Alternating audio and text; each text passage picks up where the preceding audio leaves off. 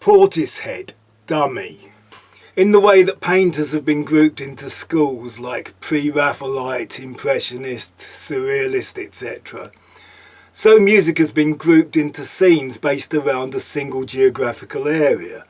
Merseybeat, the New York punk scene based around CBGB, the London punk scene of a few years later, the West Coast 1960s hippies, Southern rock, Liverpool again in the early 80s, Manchester and the Hacienda, and London again with the New Romantics.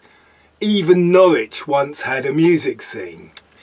In the 90s, Bristol seemed to be the place for trip-hop, Massive Attack, Tricky and Portishead. Massive Attack have maintained a presence in the dance music scene. Their first big hit, Unfinished Sympathy, is regarded as a classic, and their other well-known song, the strange and haunting but utterly irresistible Teardrop, has a truly timeless quality. And then there is the alleged graffiti connection. Portishead, on the other hand, are very much the sound of the mid-90s. It is not a happy sound, but the mid-90s were a bit like that. Portishead were trip-hop, hip-hop for people in no hurry, and with not much to grumble about. NWA for contented Caucasians. The star of Portishead was the singer Beth Gibbons.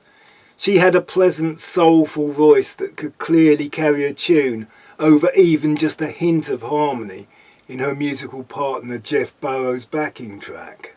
They used samples and scratches and apparently even recorded their own vinyl discs, which they distressed and spun into their analogue multitracks to keep it warm and hissy. It starts with the sound of classic science fiction, a song with theremin weaving in and out of the tune. It has their two best known songs, Sour Times and Glory Box. Glory Box has that hit-the-road Jack descending bass and even a lively guitar solo, but mostly the album is quite subdued.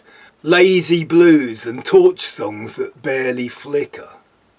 You can picture a dinner party of young professionals, like Daniela Nardini and Jack Davenport in that top TV show of the time, flirting and discussing house prices, with Portishead in the background. Beth's voice cutting through, but the backing mingling with the muttering and tutting and chomping and swilling.